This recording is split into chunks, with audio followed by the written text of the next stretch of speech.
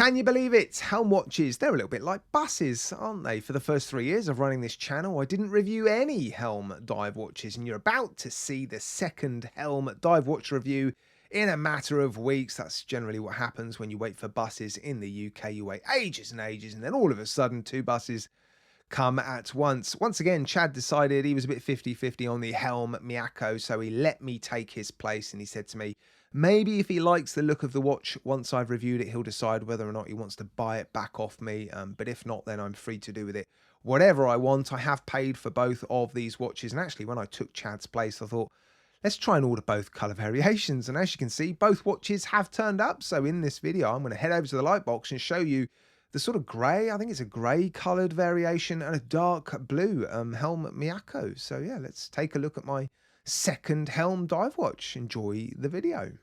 Well, I've no idea which colour variation this one is, but this is the one I'm going to unbox in front of the camera. And I'm quite fortunate actually, because if I was to pick one Helm watch to review, it would actually be this particular model. It is one of, if not their most recent release, and yeah, a lot of their other watches, if not all of their other watches, tend to be quite thick, chunky divers. And I am partial to the odd heavy, chunky dive watch every now and then. But yeah, on the whole, these days, I'm preferring slightly smaller and lighter dive watches. So yeah, I'm looking forward to seeing this one. So thank you once again, Chad, for giving me this opportunity. In here, we just have some paperwork. Let's move on. And then inside here, we should have the watch on a nylon strap and also the stainless steel bracelets. So yeah, let's pull it all out, unwrap it, resize it, and get it back in front of the camera. Right, I've put the watch onto the all stainless steel bracelets and resized it to fit my roughly average 7¼ inch-ish wrist. Let's just have a little fiddle with the crown. Tiny date window at the 4:30-ish position, but it actually looks like they've centered the date between the 4 and the 5 o'clock index, which might not sound that impressive, but when you remember there are 31 days on a date wheel, it's actually a bit of a mission to center that. Usually you have to have the date windows slightly off to one side, either closer to the 5 or to the 4. So yeah, that is impressive that they've actually managed to center that date window. Let's have a little fiddle with the hands. Feels nice enough. Miyako 9015 on this watch. I'll pop it on the time grapher in a minute. The lume, first thing I'm noticing is the lume is sort of orangey tinted, vintage sort of colour, isn't it? And there are strong vintage vibes to this watch. It pays homage to a couple of watches. I'm sure someone will mention them in the comment section. If not, then I'll probably add a comment mentioning the 2 original watches. And if you're wondering once again why I don't mention the original watches in my videos, there is an explanation in my video description. I was surprised to feel this watch. It doesn't feel as heavy as, well, the weight suggests. I'll weigh it in a minute. But I did watch some reviews on this watch, and some people were saying this thing weighs 195 grams. Doesn't feel like 195 grams. And one of the reasons it appealed to me is because, well, it is one of their smaller dive watches, basically. And it is an ISO 6425 certified diver. I should probably take the plastic off, shouldn't I? Here I am waffling away. Yeah, so as I was saying, an ISO 6425 certified diver. So I'm going to pop this one inside of Herman. Seems a bit of an insult really to put this one inside Herman, because you can only test up to 60 meters, and this one is rated up to 200 meters. Now it doesn't mean you can swim down to 200 meters with this watch on, but it does mean it has been tested beyond the equivalent depth of 200 meters. So yeah, that's pretty cool, isn't it? Right, let's have a little play with the bezel. Bezel action often tells you about the, I was going to say the engineering, but the grip is very low on that bezel. It's quite slippy, it's polished.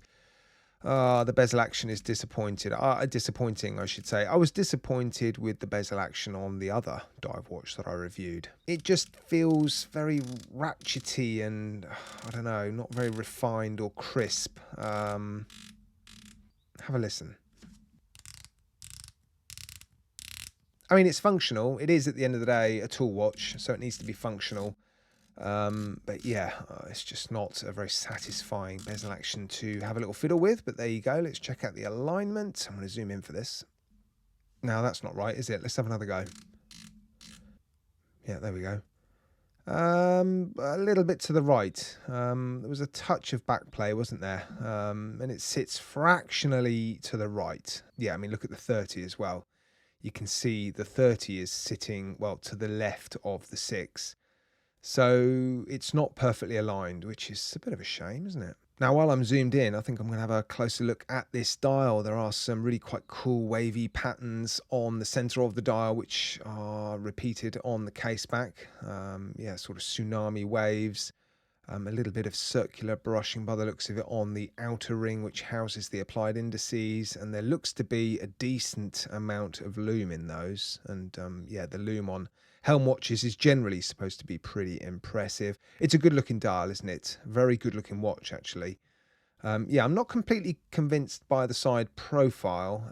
I think the bezel's quite bulbous, and yeah, I'm not completely convinced by the sort of bulbous sides of the case, but it actually all fits together. It sort of ties in with, I guess, the vintage aesthetic, the fact that you've got a sort of domed or bubbled sapphire crystal bezel insert, which again I think is loomed. Interesting crown. It looks like a cupcake, doesn't it? Let me show you that again. There you go. Look. That's really cool. And actually the grip on the crown is fantastic. Really, really nice crown action. Nice smooth sweep of the second hand because the Miyako 9015 beats at 28,800 beats per hour. So yeah, nice smooth sweep and an interesting counterbalance on the second hand as well. Look, I've seen that somewhere before. Charging the watch up, I can see already that the lume is going to be pretty impressive. I'm going to let it degrade actually for 5 minutes so we can have a little look at the speed of degradation. But this is the initial lume burst. Yeah, that is impressive, isn't it? And again, the logo on the dial is loomed. Right, let's let that sit there for 5 minutes and see what happens. Right, well, I think that's been around 5 minutes, and we've obviously seen some degradation of the lume over those 5 minutes, which is expected, but it's still very, very visible, which compared to some watches is impressive. But what we can see is the lume on the numbers on the dial has definitely faded more than the lume on the hands and the other hour markers. At least the lume on the hands looks the strongest. So yeah, impressive.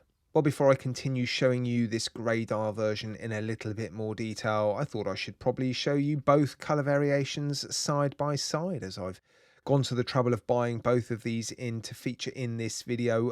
In this particular lighting situation, they don't look too different, do they? There really is a difference. The watch on the right is a really sort of dark, beautiful, actually, navy blue. And one thing I really, really like about these two watches is they have color matched the outside of the applied indices and numerals on the dial. So on the watch on the left, the grey watch, you've got a sort of dark, dusky applied index frame. And on the watch on the right, it's a sort of navy blue color. And yeah, I really like that. That is a little bit of extra detail that I really, really appreciate. In terms of which one do I prefer, I think I probably prefer the grey version, but it is a really nice blue colour, I've got to say, on the watch on the right. Well, I definitely think we need to spend some time looking at this caseback because it is beautifully done, actually. Quite a few specifications around the outside of the caseback. Obviously, it is a screw-down caseback and a screw-down crown. It's not just a 200-metre diver. It is an ISO 6425 certified diver. You can see at the top there, ISO 6425. So they've gone to the extra trouble to perform additional tests to basically get this watch approved by that certification. Yeah, and again, like on the front of the watch, you've got those sort of tsunami waves on the case back. It's quite deeply engraved, high polished though, so you do run the risk of scratching up the outside ring and also that logo in the center. But yeah, it's really nicely done, I've got to say. Very impressive. And while we're here, you can see solid end links.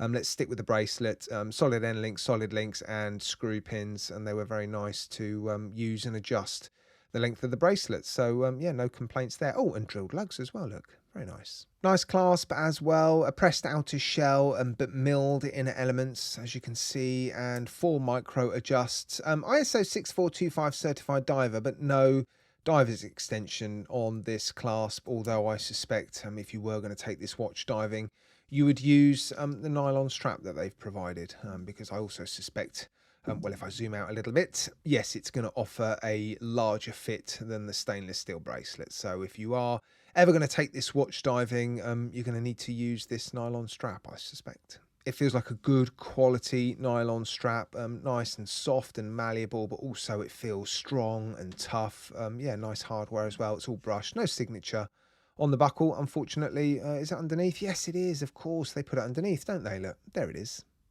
Now, in terms of comfort on this nylon strap, it's actually very comfortable. I was expecting it to feel a little bit more top heavy than it does, given the amount of weight in the watch. But I think a lot of the weight is actually in the bracelet, and this 22mm nylon strap is controlling the weight of the case very, very nicely. And it doesn't feel too tall.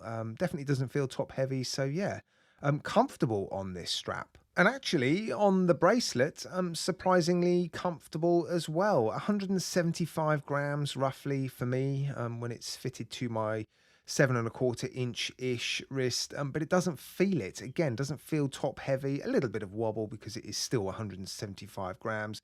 I've been able to get a pretty good fit. And again, the additional weight in the bracelets evens out the weight fairly, well, evenly all the way around your wrist. So yeah, comfortable on both the stainless steel strap and the nylon strap, despite its weight. Right, let's wrap this up while you watch Herman perform a very simple 60-meter water resistance test. It should be bread and butter for these watches because, well, let's not forget they are ISO 6425 certified divers. So I have every confidence that these watches will pass with flying colours. I'm also showing you the dimensions at the same time. Okay, so these watches are $375 plus $35 for shipping. So all in, each watch will cost $410. I think that is pretty good value for money for an ISO 6425 certified diver containing the Miyota 9015, decent specifications throughout, sapphire crystal, sapphire bezel insert, fantastic lume, beautiful dials, lots of detail on these dials, beautiful case backs, decent specifications all over, solid end links, solid links, screw pins, milled clasp.